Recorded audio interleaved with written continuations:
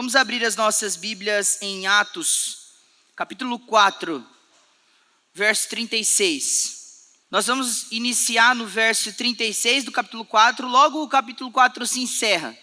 E aí nós entramos já no capítulo 5 e nós vamos fazer a leitura até o verso 16 do capítulo 5. Atos 4, 36. Todos acharam? Vamos fazer a leitura da palavra de Deus. Diz assim: então José, a quem os apóstolos chamavam de Barnabé, que quer dizer filho da consolação, um levita natural de Chipre, vendeu um campo que possuía, trouxe o dinheiro e o depositou aos pés dos apóstolos.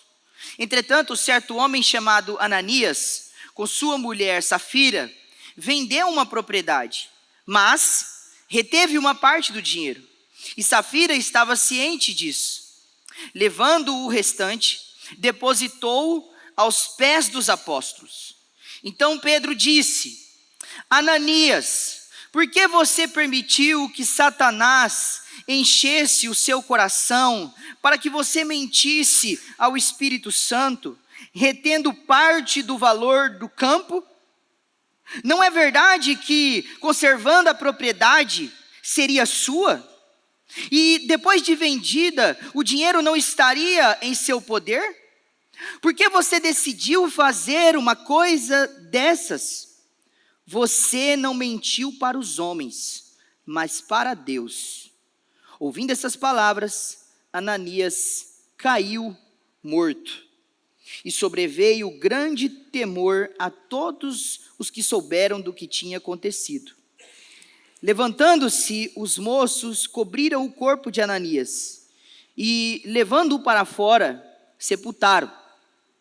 Quase 3 horas depois, entrou a mulher de Ananias, sem saber o que tinha acontecido. Então, Pedro, dirigindo-se a ela, perguntou: diga-me, foi por este valor que vocês venderam aquela terra? Ela respondeu: sim, foi por esse valor. Então Pedro disse: por que vocês entraram em acordo para tentar o Espírito do Senhor? Eis aí a porta, os pés dos que sepultaram o seu marido, e eles levarão você também. No mesmo instante, ela caiu aos pés de Pedro e morreu. Entrando os moços, viram que ela estava morta, e levando-a, sepultaram-na ao lado do marido, e sobreveio grande temor a toda a igreja.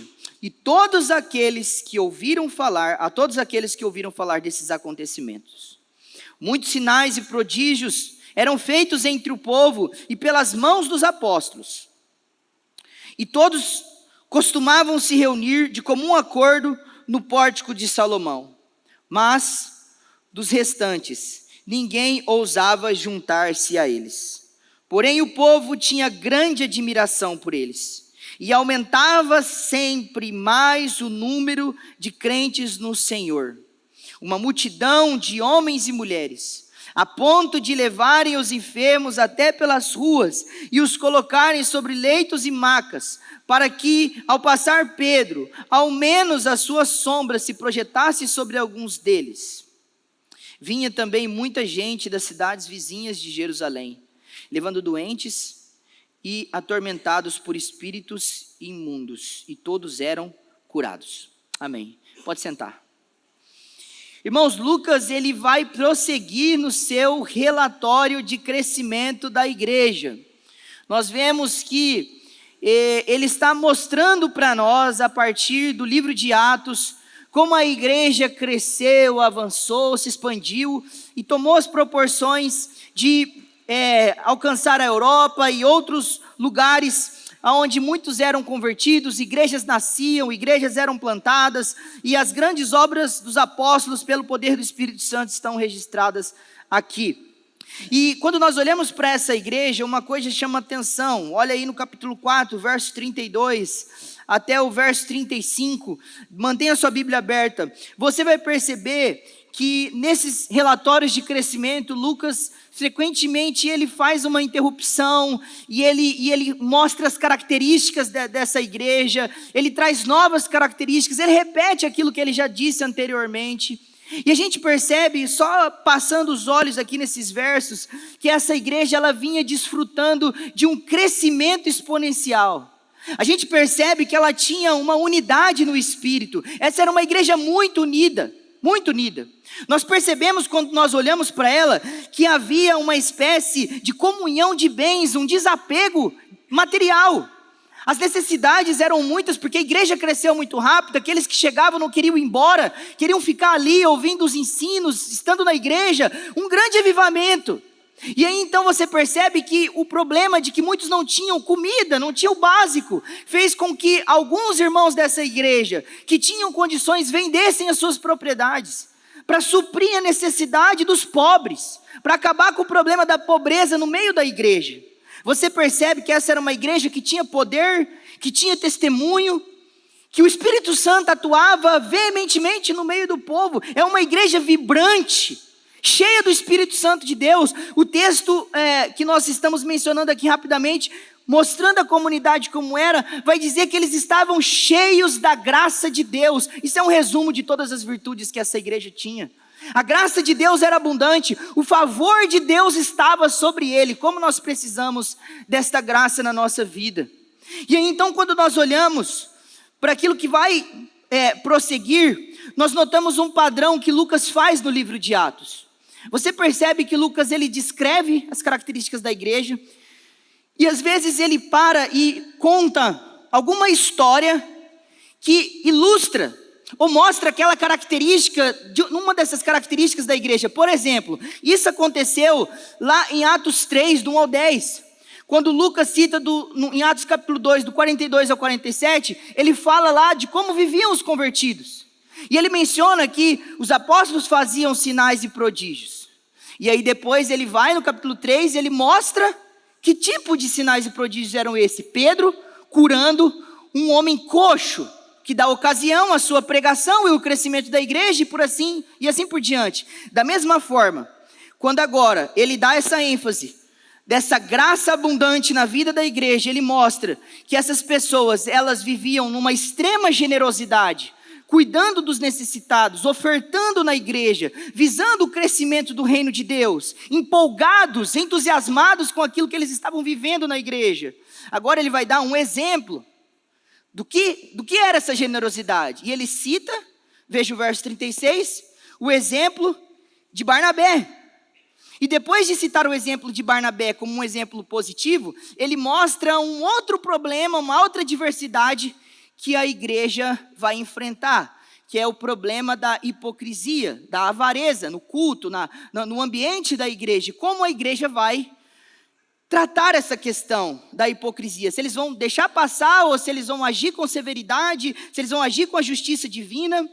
E uma coisa interessante, porque aqui nós temos então um contraste das bênçãos que a igreja usufruía da parte de Deus e os desafios que a igreja enfrentava, né? E muitas vezes a gente olha para a igreja primitiva, lembra só das coisas boas, fala assim, nossa, nós tínhamos que voltar a ser como a igreja primitiva, mas eles se esquecem desses problemas que acontecem. Essa igreja tinha muitos problemas, ela sofreu perseguições, ela teve problemas aqui, como a gente pode ver, de falsidade, de mentira, o diabo enganando pessoas dentro da igreja.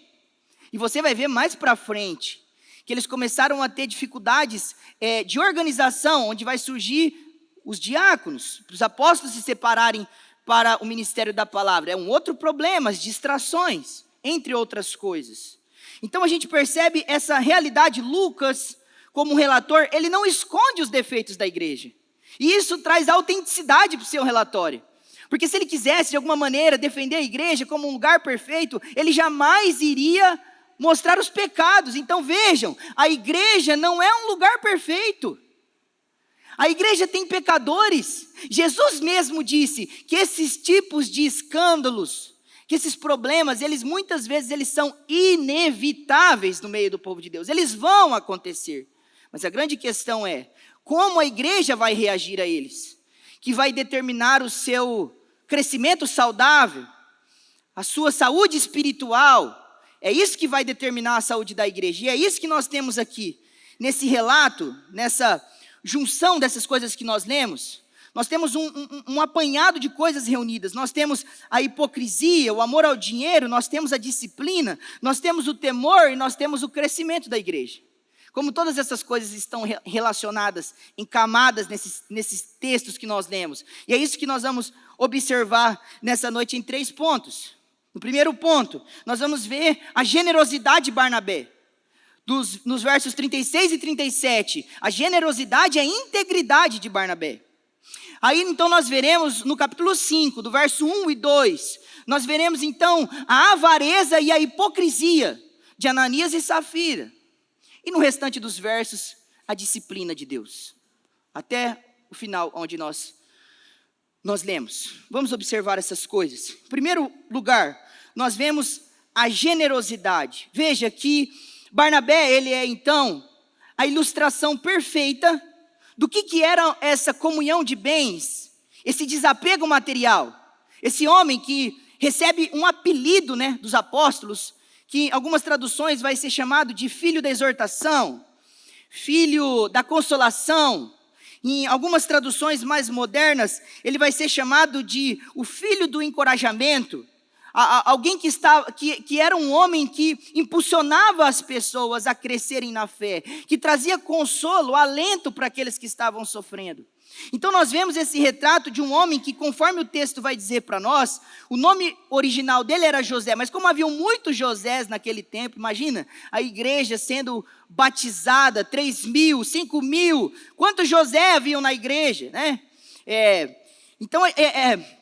Eles colocam um apelido aqui que tinha a ver com o caráter de Barnabé.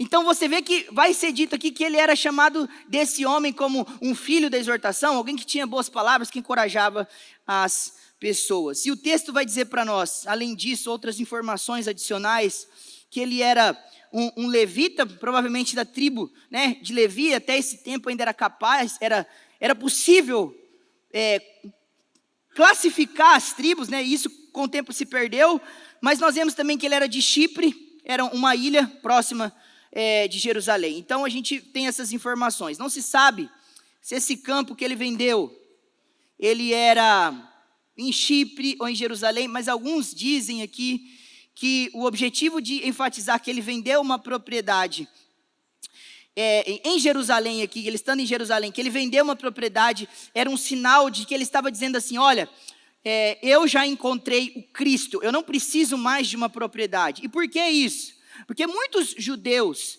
que moravam fora de Jerusalém, eles tinham essa mentalidade, eu vou comprar uma casa em Jerusalém, mesmo que eu não more lá, porque quando o Messias se manifestar, eu vou me mudar para cá, eu vou ficar debaixo do reino dele. Então quando ele vende, é como se ele estivesse dizendo assim, eu não preciso mais dessa casa, porque o reino do Messias, ele não está mais circunscrito a Jerusalém, mas ele é transcendente, então eu não preciso mais disso, onde eu estiver, eu estou debaixo do seu reinado.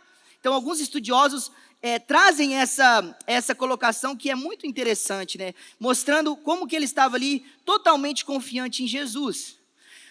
Mas o que é interessante de Barnabé é que essa é a introdução a respeito de quem é esse homem. Você pode encontrar muito mais sobre ele nas cartas. Ele era primo de Marcos, que escreveu o Evangelho de Marcos. Paulo fala isso em Colossenses, capítulo 4. Fala que Barnabé era primo de Marcos. Uma outra coisa que é interessante, que outros textos no próprio livro de Atos fazem algumas menções honrosas desse homem, enaltecendo o tipo de cristão que ele era, sem dizer as suas virtudes, mas mostrando a sua atitude, mostrando que tipo de homem ele era. Mas veja então que tipo de homem ele era. Você vê, por exemplo, que em Atos 9, 27, quando Saulo se converte, né, Paulo se converte a Deus, e muitos não acreditavam que ele se tornou um discípulo, achavam que era uma mentira, Barnabé foi quem creu na sua transformação. E quem fez as suas primeiras instruções e levou ele até o povo e testemunhou da sua conversão como uma conversão genuína. Nós percebemos isso, então, que ele era uma pessoa que acreditava na transformação improvável, porque ele conheceu Jesus, ele sabia que Jesus poderia transformar as pessoas. E que bem que esse homem fez para o reino de Deus ao introduzir Paulo na igreja, né, para ter relacionamento ali com os apóstolos. Uma outra coisa que é interessante é que ele primava pelo progresso do reino de Deus, não só porque ele ofertava das suas próprias coisas, mas porque quando ele visitava as igrejas para verificar o progresso, a Bíblia descreve ele como um homem alegre, satisfeito, que encorajava as pessoas a continuarem. Você vê isso em Atos 11, 23 e 24. Você vê que ele não era uma pessoa invejosa, competitiva, mas que ele era cheio de bondade, do espírito de fé. Ele promovia a união da igreja. Uma outra coisa que chama atenção é que quando você vai para Atos 15, você vai ver que Barnabé ele era cheio de misericórdia, quando ele quer levar o seu próprio primo que anteriormente havia titubeado na fé, oscilado e não acompanhado ele e Paulo. Ele fala assim, não, vamos levar João Marcos. Paulo, não vamos levar, eles se dividem. Mas veja, ele era um homem que acreditava em segundas oportunidades. Ele era cheio de misericórdia. Ele tinha paciência com os mais jovens. Ele tinha compaixão quando os jovens oscilavam na fé e falhavam. Ele tinha esse coração. E isso fica nítido quando o texto mostra essa virtude, que ele vem de um campo ali que ele possuía, e ele traz a oferta integral, todo o dinheiro. Eu não pesquisei ao certo quanto seria esse valor, mas ele traz, ele deposita aos pés dos apóstolos por causa dessas necessidades. E esse depositar aos pés dos apóstolos é porque até essa altura da igreja, mais para frente isso vai mudar, os apóstolos eles eram não só aqueles que ensinavam, pregavam e oravam, mas eles eram uma espécie de gestores gerais da igreja, eles cuidavam de tudo. Aí depois eles vão perceber que não dá para cuidar de tudo. Aí vai eleger oficiais na igreja. E aí então, quando a gente olha para essas virtudes de Barnabé, a gente vê que ele é um homem de boas palavras, que falava a verdade de Deus. Ele é generoso nas suas ofertas. Ele não é apegado porque ele amou e encorajou a igreja, abrindo mão de coisas pessoais. Ele é sensível ao sofrimento porque ele encorajou a igreja com amor prático, né, amando aqueles que precisavam. Ele era comprometido com o reino de Deus, porque ele encorajou a igreja com a renúncia e a dedicação da sua própria vida e das suas coisas. Ele era um crente frutífero. Veja quantas coisas nós poderemos aprender com Barnabé. Daria para nós ficarmos explorando a vida dele e aprendendo lições de como imitá-lo, porque ele reflete, no final das contas, o caráter e as virtudes de Cristo. Mas aí então é interessante que depois de nós termos essa menção da integridade, da generosidade de Barnabé, o verso 1 do capítulo 5, ele vai fazer o contraste. Veja aí, olhe para a sua Bíblia, deixa ela aberta. Diz assim, entretanto, então ele está fazendo uma conexão, ele está fazendo um contraste. Ele fala assim, olha, Barnabé fez isso, mas, ao contrário de Barnabé, né, diferente dele, nós temos aqui um casal, uma família. E veja como eles vão agir. O texto vai mostrar para nós esse contraste. Vai dizer para nós que Ananias com a sua mulher, eles vendem uma propriedade e eles retêm uma parte do dinheiro. E Safira estava ciente disso e eles levaram e depositaram aos pés dos apóstolos. Até aqui, parece que não tem nenhum problema, mas a gente vai entender o problema depois. Mas o que esses versos já mostram para nós? Pedro vai falar isso para eles depois. Olha, não tem problema se vocês realmente quisessem fazer isso. O problema é que eles fizeram isso mentindo os valores reais, o que estavam fazendo. Eles tiveram motivações equivocadas naquilo que eles estavam fazendo. Então o que nós percebemos aqui é que por causa da hipocrisia e da avareza, esse casal, eles fazem uma conspiração, um plano no oculto. Eles chegam e eles combinam, olha, vamos vender uma propriedade. Talvez eles tivessem visto Barnabé ofertando, né, porque eram as questões públicas na igreja. Eles ficaram admirados com a atitude de Barnabé, perceberam que Barnabé talvez tinha um pouco de crédito, talvez ele tinha reconhecimento, olha que homem generoso, e eles desejaram ser honrados. Eles desejaram ser reconhecidos. Eles desejavam ser reconhecidos pelas mesmas virtudes e sacrifícios que Barnabé realizou, mas sem os custos.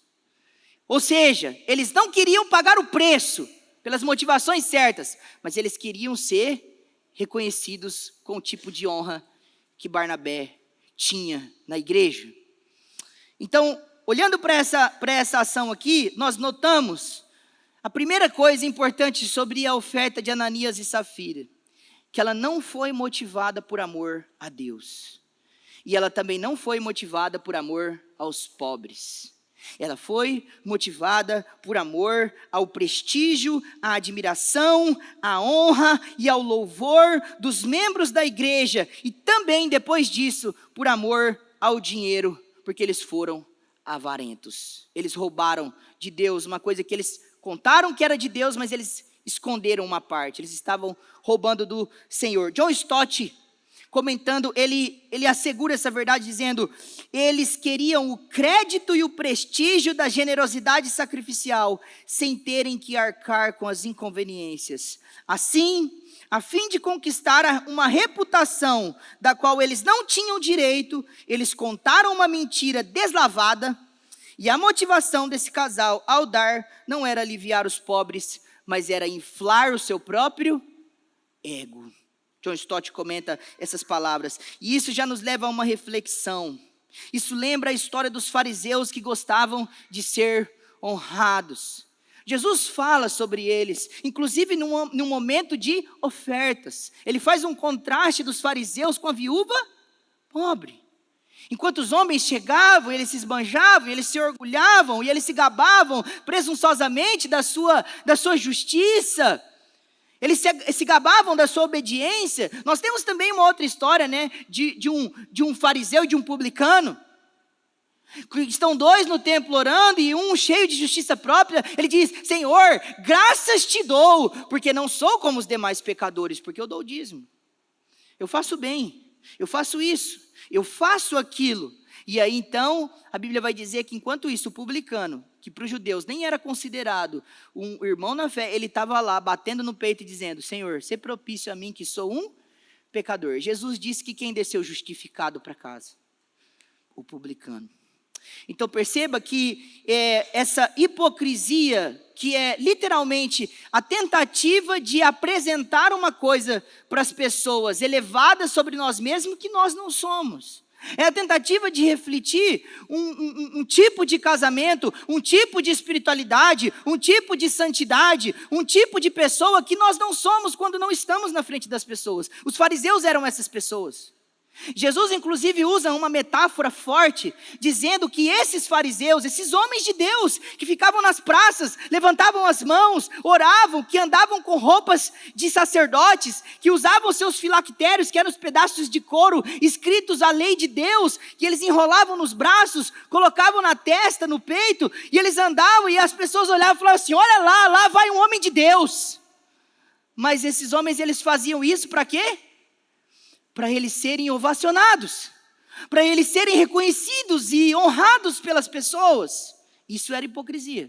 E Jesus fala que eles eram semelhantes a um sepulcro caiado. Você sabe o que é um sepulcro caiado? É como se você chegasse e visse quando a gente vai no cemitério, por exemplo, você chega lá, você vê que alguns, como que chama? Túmulos, os túmulos, está tão óbvio, túmulos, parecem umas casas, tem uns que parecem uma mansão. Aí você chega e fala assim: nossa, que lugar bonito. Por fora, algumas pessoas vão lá, elas lavam, elas levam flores, elas deixam tudo, uma coisa mais linda por fora, mas por dentro é feio, porque tem podridão, tem morte. E Jesus fala que os fariseus, eles eram assim. Por fora é bonito, esplêndido, mas por dentro eles estavam podres, mortos espiritualmente. Por quê? Porque eles não estimavam a Deus. Eles não queriam a glória de Deus. Eles queriam a glória dos homens. Eles não queriam que Deus fosse exaltado, mas eles queriam ser reconhecidos pela igreja. Eu quero que as pessoas me amem, eu quero que elas me elogiem, eu quero que elas me exaltem. Era isso que eles queriam. E aí então, Ananias e Safira, eles caem no mesmo erro. Eles vão pelo mesmo caminho. E hoje em dia, irmãos, você percebe que muitas igrejas fazem isso. Elas promovem campanhas e ofertas e todas as coisas. Elas falam assim, ó, você que vai dar 1 milhão, empresário, vem aqui na frente. Você que dá tanto, fica aqui. Você que dá tanto, fica aqui. Você que dá tanto. Aí elas começam, e no final, ó, amém, isso pode ser usado para a glória de Deus. Mas aquilo se transforma num palco do quê? De exibicionismo de boas obras. Quem quer dar as coisas, ele pode dar, sem precisar ser reconhecido, porque ele vai dar, ou ela vai dar para Deus, vai dar para o necessitado, não precisa de reconhecimento. Você percebe que muitas vezes, quando a gente, falando aqui da nossa prática, né, a gente levanta uma oferta, faz alguma coisa que tem que fazer, ajudar uma pessoa, dá um relatório para a igreja, mas não precisa ficar dando crédito, olha, fulano deu tanto, no final isso também é um gatilho, né, é uma maneira de constranger quem não dá nada para dar mais. E aí, no final, o objetivo disso tudo é transformar a igreja num comércio. E as ovelhas como se fossem um rebanho de gados, né?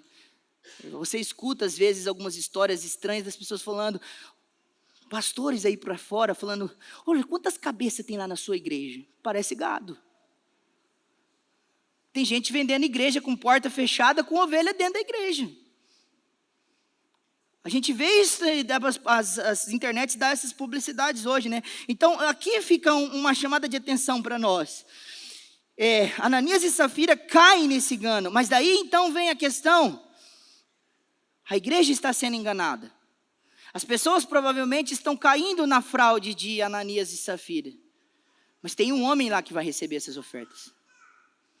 Um homem cheio do Espírito Santo, que poderia olhar para o dinheiro e falar assim, Ananias, não importa o que você fez, o que importa é que você está trazendo aqui, isso aqui vai ser bom para a igreja. Não, Pedro olha para aquela situação e publicamente, perante as pessoas, isso fica conhecido, os textos vão mostrar isso para frente, que a igreja, todo mundo viu aquilo, e isso gerou um efeito na igreja.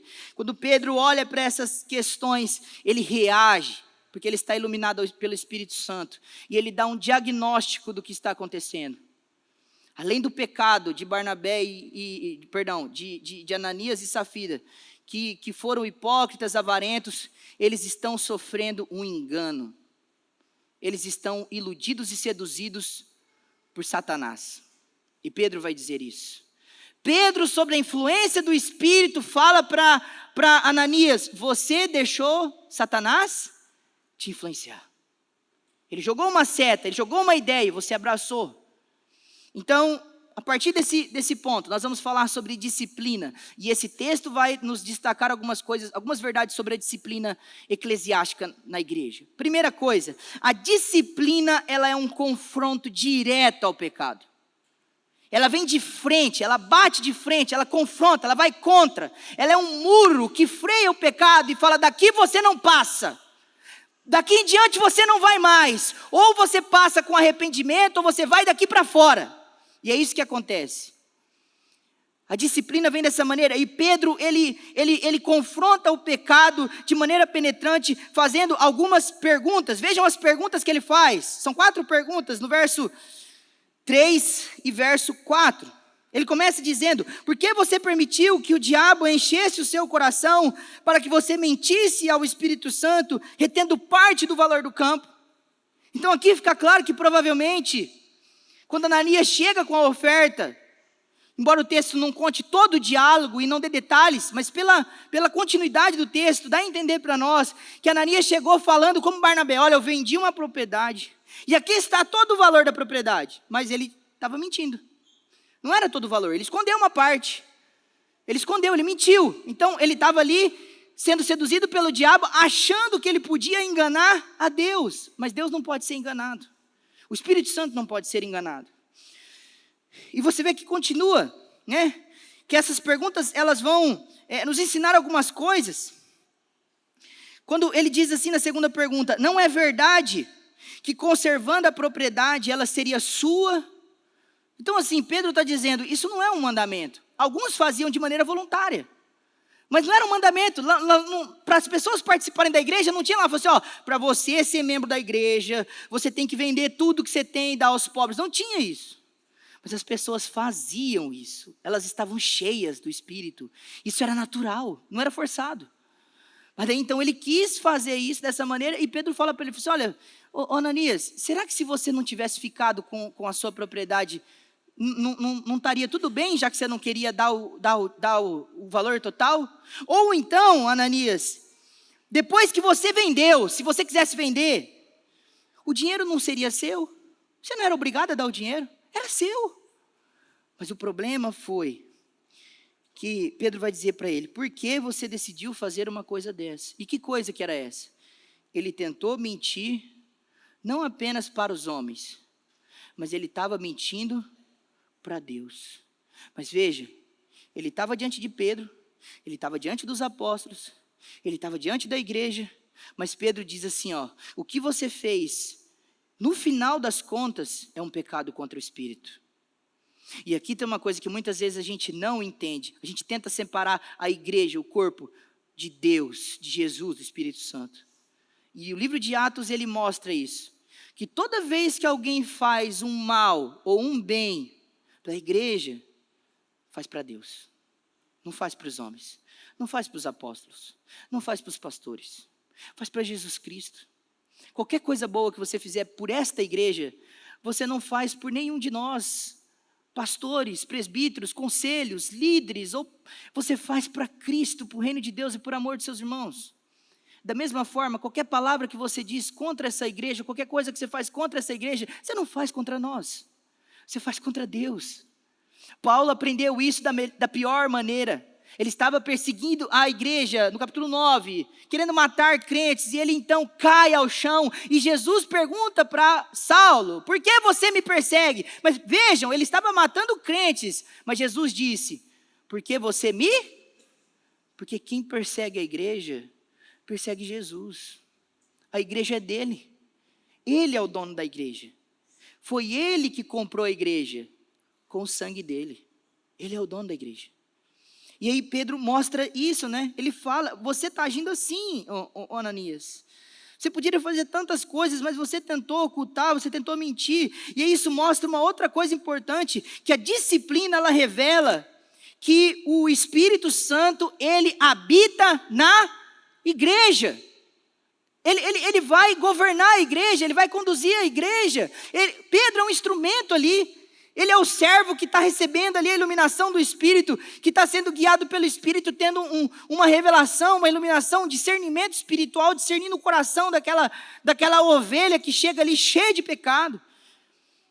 E aí então você vê que o Espírito Santo ele age imediatamente, e uma coisa interessante, que o Espírito Santo, já aqui fazendo uma refutação apologética, ele não é uma força, ele é uma pessoa, que constitui a Trindade, e ele é divino, porque ele diz assim, você mentiu para o Espírito Santo, e depois, mais para frente ele fala assim, ó, você mentiu para Deus, o Espírito Santo é Deus. Então as pessoas estavam tentando mentir para o Senhor, mas nada pode ficar oculto aos olhos do Senhor. Uma outra coisa importante sobre a disciplina, é que a disciplina ela purifica a igreja, ela vai purificar a igreja. Veja que no verso 5, do capítulo 5, o que acontece? Ouvindo essas palavras, Ananias caiu morto. Aqui é o grau máximo, né, da disciplina. Existem outros textos bíblicos que falam que algumas pessoas foram disciplinadas ficando doentes, ficando enfermas. Alguns textos que falam que a disciplina, se ela for levada até o final e não houver arrependimento, é exclusão da igreja, visando a recuperação do pecador, para que ele não fique para sempre lá, mas para que ele volte. Você tem vários textos que dizem isso, você tem Mateus 18 que ensina, você tem 1 Timóteo 1,20 que fala que Paulo expulsou 2 homens da igreja, porque eles blasfemaram contra o Espírito. Você tem 1 Coríntios capítulo 5, que Paulo está falando para expulsar um homem da igreja que estava pecando sexualmente, não se arrependia, continuava e achava que estava bonito.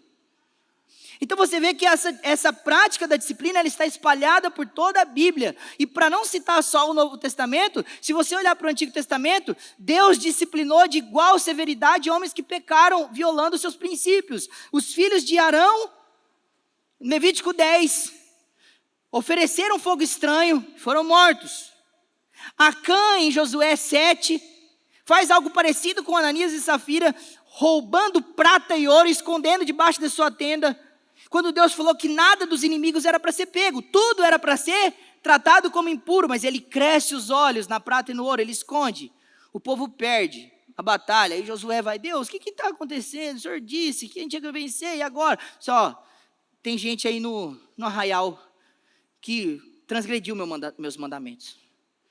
Acontece toda uma assembleia, uma situação, o pecador é descoberto, o pecado é tratado e purificado, o povo volta a vencer. O povo volta a vencer.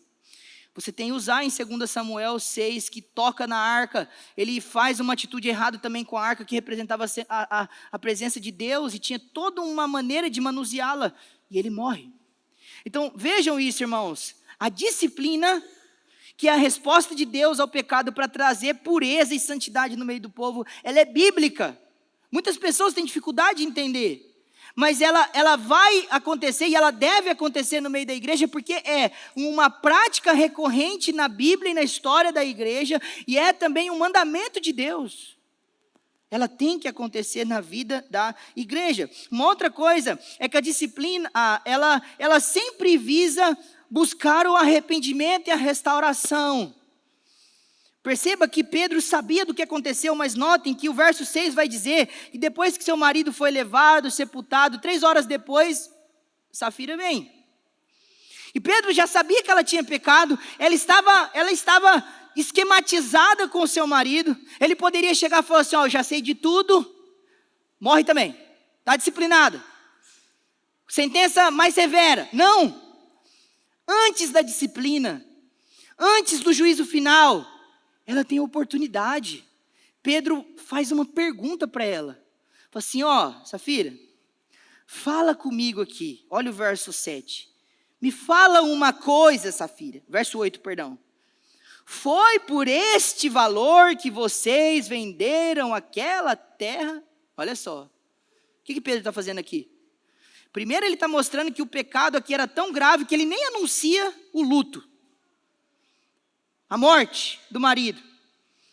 Mas aí o que ele faz? Ele fala assim, foi por esse valor, ele está dando a oportunidade do quê para ela? Contar a verdade.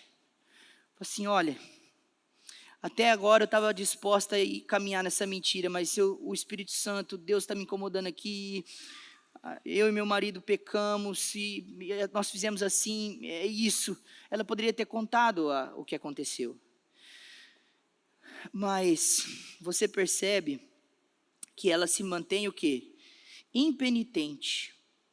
Ela não se arrepende e ela permanece na mentira. E é por isso então que existe uma outra verdade sobre a disciplina, que a disciplina ela é proporcional ao pecado e à circunstância.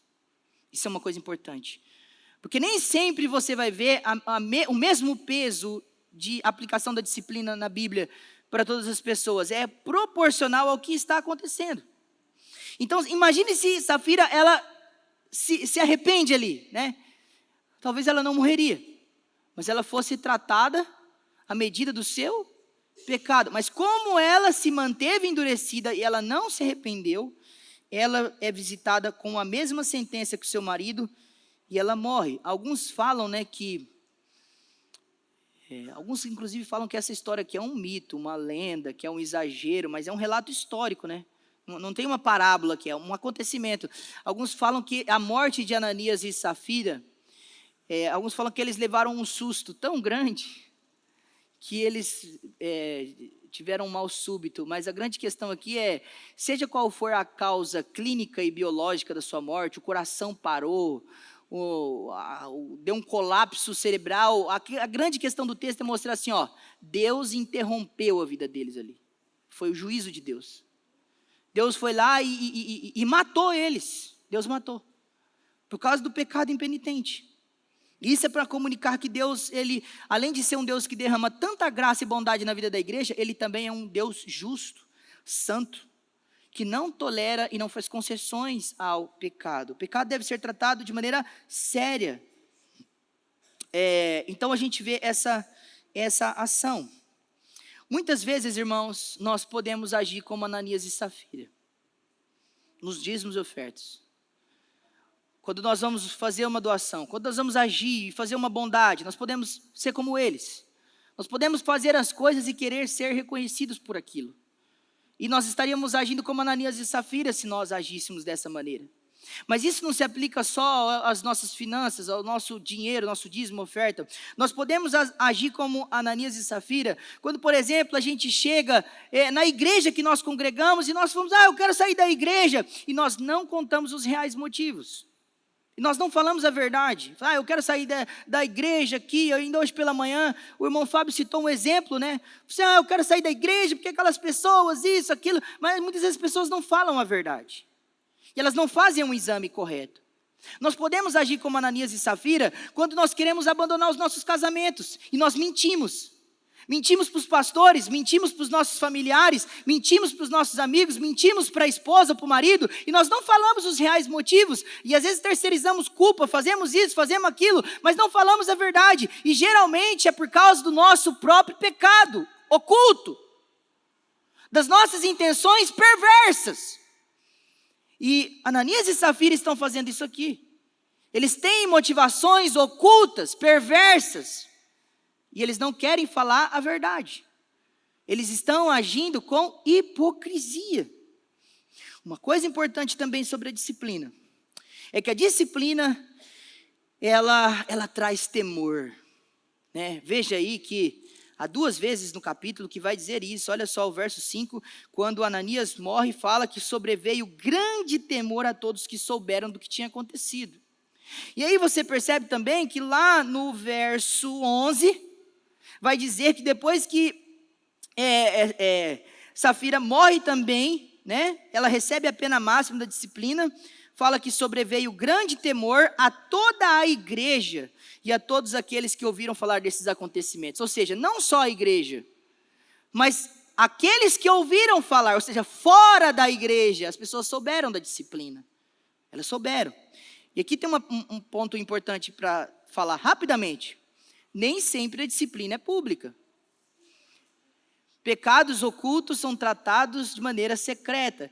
Pecados particulares são tratados de maneira particulares. Mas quando os pecados se tornam públicos, aí eles são tratados publicamente. Que também é um princípio que a Bíblia fala. Pecou publicamente, se tornou uma coisa visível, então isso vai ser tratado publicamente na igreja. Então esses princípios são dados também para proteger e preservar, né, o pecador quando ele não se torna uma coisa pública, não precisa tratar publicamente. Esses são princípios que a Bíblia regula para nós. Então veja, a disciplina, ela traz o temor. O que é esse temor? É a consciência de que Deus está presente. É um freio espiritual para o pecado. Olha, quando eles veem a disciplina acontecendo, assim como as leis tinham as sanções, né? Olha, não façam isso, porque se você fizer isso vai acontecer, são tratadas como as ameaças de Deus. Se você fizer isso vai acontecer isso. Isso é o quê? É um cabresto. Vai falar assim, vou frear a intenção desse pecador aqui, porque se não tiver uma sanção, só falar que não pode e não mostrar a consequência, ele vai fazer. Por causa da natureza dele. Então, a lei é um freio para o pecado. Então, o que está acontecendo aqui é que quando Deus traz essa ação pública, esse temor na vida da igreja, é para que as pessoas, elas se contenham, elas assumam domínio próprio, elas percebam que Deus está no meio delas, que a igreja não pode ser tratada de maneira leviana, indiferente e inconsequente. Tudo deve ser feito de maneira séria. Uma outra coisa importante é que a disciplina, irmãos, ela vai afastar da igreja aqueles que querem estar nela pelos seus benefícios, sem os seus comprometimentos. A igreja é um lugar maravilhoso. Tem suas dificuldades, mas a igreja é uma bênção, irmãos. É muito bom fazer parte da igreja. É muito bom quando você está sofrendo e você recebe uma visita. Não é bom ser cuidado? Quando os irmãos da igreja estão com você no dia do luto, a igreja, o corpo de Cristo, todas as pessoas estão lá, elas te apoiam, elas te ajudam. É muito bom nos dias de alegria você poder compartilhar suas alegrias com a família espiritual que Deus te deu. É muito bom, a igreja tem muitas bênçãos, e eu não estou falando só de cuidado, existem muitas outras coisas boas da igreja, muitas. Mas as pessoas muitas vezes elas querem essas coisas boas da igreja, mas elas não querem, por exemplo, fazer parte do que a Bíblia exige delas como igreja. Elas não querem prestar contas por ser igreja. Elas querem as bênçãos, mas não os compromissos. É como aquela pessoa que ela quer os benefícios de um casamento, sem ter que assinar um papel no civil, se comprometer perante os padrinhos, as testemunhas, levar a mulher no cartório, tirá-la da casa dos pais, cuidar dela na sua casa, construir família com ela publicamente. Ele quer os benefícios do casamento, mas ele não quer as lutas, não quer a dificuldade. Muitas vezes as pessoas são assim, elas querem as coisas boas da igreja, mas elas não querem o comprometimento. E é isso que a disciplina vai fazer aqui. E isso fica muito claro e evidente nos versos posteriores. Veja aí no verso 13, né, do capítulo 5, que fala assim, ó, depois que falar que a igreja progredia, ali que também é outra coisa sobre a disciplina, no verso 13 vai dizer assim, mas, né, dos restantes, ou seja, das pessoas, dos judeus que estavam ali em volta da igreja, ninguém ousava se juntar a eles, porém o povo tinha grande admiração por eles. É como os judeus estivessem lá presentes, né? E os estudiosos falam assim, ó, eles admiravam a igreja.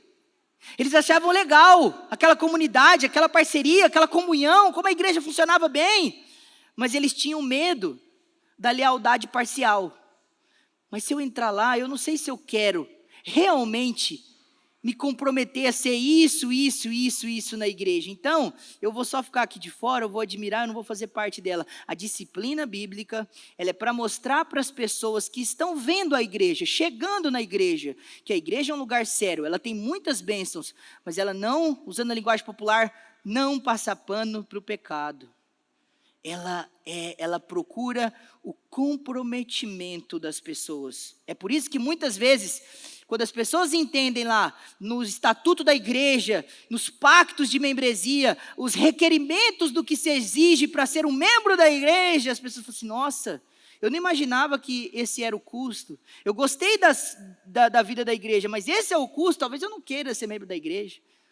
Então isso é uma maneira de Deus falar assim, ó, só vai estar realmente como membro da igreja os verdadeiramente convertidos, que estão dispostos a se comprometer com toda a igreja na sua totalidade, com todo o compromisso do evangelho. Muitos olhavam de fora, mas não se reuniam com eles.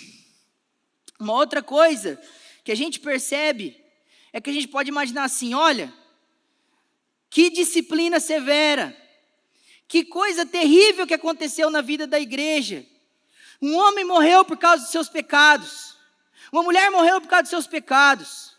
Algumas pessoas foram excomungadas da igreja, foram desligadas do rol de membro. Eu não quero mais ficar nessa igreja, eu vou sair dessa igreja. A igreja entra em crise. Não. Olha o que o verso 12 fala. Acabou de falar que morreu uma pessoa, 2 pessoas. Aí olha qual que é o retrato de como a igreja andou depois disso. Será que veio uma crise? Veio uma dificuldade? Não, veja só. Muitos sinais e prodígios eram feitos entre o povo pelas mãos dos apóstolos. E agora vem como a igreja vivia. E todos costumavam se reunir de comum acordo no pórtico de Salomão. A igreja continuou se reunindo, cultuando a Deus, adorando a Deus e sendo edificada. A igreja continua. A igreja prossegue. E a igreja prossegue sendo edificada. A disciplina, ela não somente, ela favorece o crescimento real e saudável da igreja, mas a disciplina, ela também protege e fortalece a igreja, porque veja, vai dizer a Bíblia para nós no verso 14, que enquanto havia uns que olhavam para a igreja e falavam assim, eu não vou entrar porque tem que se comprometer, mas tinha outros no verso 14 que faziam o quê? E aumentava sempre mais o número de crentes no Senhor, uma multidão de homens e mulheres, todos ficaram sabendo o que aconteceu. Alguns olharam e falaram assim, isso é alarmante demais, eu não vou fazer parte disso, é perigoso, posso morrer. Mas alguns olhavam para aquilo e falavam assim, eu quero fazer parte dessa igreja. É uma igreja séria. É uma igreja que ama Deus. E a igreja fazia o quê? Perdeu uns membros ali porque foram impenitentes, mas a igreja continuou crescendo de maneira saudável. Esse crescimento que é registrado aqui é de crentes genuínos e verdadeiros. Aí você tem um ditado, né, nos livros de igreja, das teologias, na metáfora da porta, né? Porta da frente, para a pessoa entrar para ser membro da igreja. Porta da frente, aberta. Entra, vem todo mundo. Aqui é o lugar, a gente vai abraçar. Pode entrar, vem como você está. Deus vai te transformando no caminho. Daqui a alguns anos, vem, pode fazer parte. A igreja é nossa. Não, porta da frente estreita. Para entrar, tem critério. Tem que realmente ser verificado. Porque para ser membro da igreja tem que nascer de novo. Para ser membro da igreja, tem que ter sinais visíveis de que é um novo nascido, que o Espírito habita nele, que ele é um irmão de verdade, é um crente de verdade. Para se tornar membro da igreja e não foi batizado, é classe de batismo, 1 ano estudando, tem entrevista, verificação, um escrutínio. Você assim, olha, realmente aqui tem fé bíblica, Deus transformou essa pessoa. Ai, peraí, aqui parece que não tanto. Ou aqui não. Aí não é o momento ainda de batizar, porque falta conversão. Então não vai se tornar membro, porque não é convertido. Mas isso não significa que tem que parar de vir na igreja, tem que continuar vindo na igreja, ouvindo o evangelho. Mas a grande questão aqui é o comprometimento, se tornar membro da igreja. E é isso que o texto está enfatizando, que a igreja ela continua crescendo. Então é porta da frente estreita, mas e a porta do fundo? Se mostrou que não é convertido, porta larga. Pode ir, porque nós não vamos segurar ninguém que não queira de fato amar Jesus e viver para Ele, porque esse lugar aqui é um lugar que é para estar aqueles que amam Jesus Cristo, que foram salvos por Ele, que querem andar com Ele, que desfrutaram de uma transformação, que creram no Evangelho. Amém, igreja? Nós estamos aqui hoje reunidos, todos nós, por assim esperamos, porque nós amamos Jesus Cristo. Porque Ele nos amou, Ele nos salvou, Ele perdoou os nossos pecados, Ele nos atraiu com uma graça irresistível. É por isso que nós estamos aqui. Então veja, irmãos, algumas aplicações finais.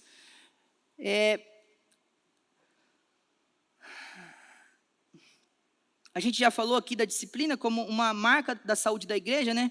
A gente já viu pregação nos outros textos. O povo celebrava os sacramentos. E agora a gente vê a disciplina eclesiástica como uma prática da igreja. Então, alguns critérios aqui para a nossa vida cristã. Primeiro, todo bem que nós vamos fazer, ele deve ser feito para Deus, com critérios bíblicos e de coração, sem querer ser notado pelas pessoas. Jesus fala isso, olha, se você quer fazer alguma coisa e você quer ser visto pelos homens, você já recebeu sua recompensa. Você já recebeu. Está recompensado, vai ser reconhecido pelos homens, vai ser aplaudido por eles. Isso não significa que se você fizer o bem, você não pode ser reconhecido. Porque Barnabé fez o bem e foi reconhecido, mas o ponto é, ele fez para Deus. Mas quando você faz buscando o reconhecimento e é reconhecido, então você recebeu sua recompensa. Com Deus você não tem mais nada. O próprio Jesus fala isso. Está aí seu galardão, mas o Pai que está no céu não vai te galardoar. Essa motivação externa não pode existir em nós quando nós vamos fazer o bem. Por outro lado, qual deve ser a nossa motivação interna? Paulo vai dizer sobre as contribuições, é um texto rico que ensina critérios sobre como nós devemos contribuir na igreja. Mas rapidamente ele fala como deve estar no nosso coração. Primeiro, eu devo contribuir segundo foi proposto no meu coração, não com tristeza ou por necessidade, mas porque Deus ama quem dá com alegria. Ele vai dar outros critérios, mas a grande questão aqui é, se você vai dar uma oferta a Deus, não o dízimo, mas a oferta, se você vai ofertar a Deus, e você vai dar alguma coisa para Ele, faça conforme você propôs no seu coração, com alegria, e outras coisas. Esse é um critério para a nossa ação prática. Uma outra coisa é um alerta, uma advertência. Ananias e Safira estavam na igreja primitiva, nessa que muitos de nós gostaríamos de ter conhecido como era. Ele tinha um ensino direto dos apóstolos. Mas vejam só, não desprezem isso. Por quê? O diabo, ele trama contra os filhos de Deus para seduzi-los ao engano e à vaidade desse mundo. Foi isso que ele fez com Ananias e Safira. Ele enganou esse casal. Ele seduziu eles a olhar para as coisas do mundo e querer a influência positiva, os olhares bem elevados, a valorização, a autoestima. Em outras palavras, eles quiseram ser o que na igreja? Ser benquisto. Eles quiseram fazer uma política. Vou fazer uma política. Vou fazer uma coisa aqui política para as pessoas olharem para mim e gostarem de mim e elogiarem. É isso que eles fizeram.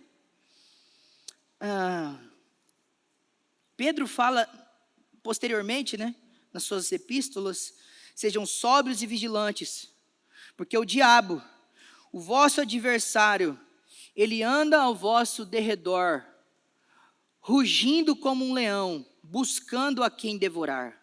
Então, ele está à nossa volta, de todos nós. Ele está como um predador procurando a sua caça. Ele fica procurando portas, usando o linguajar popular, brechas, pelas quais ele possa entrar e nos fisgar, nos enganar, nos levar ao engodo, para que a gente ande nos seus caminhos. Então, existe essa advertência, esse texto nos ensina isso. Olha, a história de Ananias e Safira é uma ilustração clara. Cuidado, porque o diabo, ele tem artimanhas, ele tem estratagemas, ele tem maneiras de procurar te seduzir sem que pareça que ele está tentando contra a sua vida. Sem que pareça que é ele que está fazendo. Ele vai trazer situações. E você adquire isso, orando, buscando a Deus, discernimento espiritual, para que você saiba resistir às ciladas do diabo. Esse é um princípio. Uma coisa que fica clara é que o pecado não confessado, tratado e abandonado mediante arrependimento e fé, ele gera a morte. Paulo disse isso em Romanos 6, porque o salário do pecado é a morte. Aqui foi a morte física direta, mas o sentido também, além de morte física, é a morte espiritual e é a morte definitiva, A Bíblia ensina para nós sobre essas mortes. A morte eterna. Um ponto importante para enfatizarmos Cristo nesse texto. Como que nós podemos encontrar Jesus nesse texto? O ensino de Jesus. Essa é uma das maneiras de nós enfatizarmos Cristo numa pregação. Quando Cristo não aparece, aqui já sendo mais didático, quando Cristo não aparece, a sua pessoa, a sua obra, procure o ensinamento dele naquele texto. Você vai encontrar Jesus. Jesus anteriormente, ele muitas vezes, nós já mencionamos isso no início, muitas vezes, ele advertiu a igreja acerca da hipocrisia. E eu quero ler um texto aqui de Werner de Boer, nem sei se a pronúncia está certa, é um comentarista alemão do Comentário Esperança. Ele faz um comentário logo no início dessa passagem, mas eu deixei para o final, eu vou ler o que ele diz sobre a hipocrisia, que está nos ensinos de Jesus. Ele diz assim: ao doar, orar e jejuar, são as 3 coisas que Jesus ensina no Sermão do Monte. Quando você for orar, quando você for fazer caridade, quando você for jejuar, como você deve fazer? Você faz para ser visto pelos homens ou você faz para você ser visto por Deus? Então ele fala, essas coisas que estão relacionadas à nossa espiritualidade, muito facilmente nós desviamos o olhar de Deus para o aplauso das pessoas. Essa é a hipocrisia sutil que ameaça permanentemente nossa vida na fé. Jesus mostra isso nesses textos do Sermão do Monte. E uma coisa interessante ele continua, no entanto, ela pode tornar-se ainda mais grosseira e odiosa. Por quê? Porque nós não temos vontade e nem força para realizar plenamente o que com razão é apreciado na igreja, mas apesar disso, nós queremos obter um reconhecimento. Eu não quero orar, não quero jejuar, não quero fazer, mas eu vou tentar fazer aquilo de maneira errada, mas não com as motivações certas, mas com as motivações erradas para eu receber o quê? Não a bênção de Deus, mas o reconhecimento das pessoas. Então, assim é gerada a hipocrisia da realização aparente, a mentira. E isso se dá nas questões sagradas do próprio Deus. E aí então ele faz um outro questionamento. Será que essa hipocrisia que Jesus desmascara, né, nos devotos lá do povo, que ficou explícita, e ele usa aquela metáfora que nós falamos, será que ela vai se repetir na vida da igreja, trazendo uma ferida mortal? Essa é a pergunta que ele faz, quando ele começa o texto de Ananias e Safira. Então, a grande questão aqui desse texto e ele encerra, o que a nova igreja ainda teria para dizer a Israel, se nela também se encontrasse o fermento dos fariseus, que é a hipocrisia. Então, esse momento foi crucial na vida da igreja. Se Pedro deixa passar, isso aqui ia ferir a comunhão da igreja. Isso ia ferir a unidade da igreja. Então, Pedro não deixa passar. Ele fala assim, não, a igreja vai se manter unida. Nós vamos preservar a pureza da igreja. Nós vamos honrar a santidade de Deus.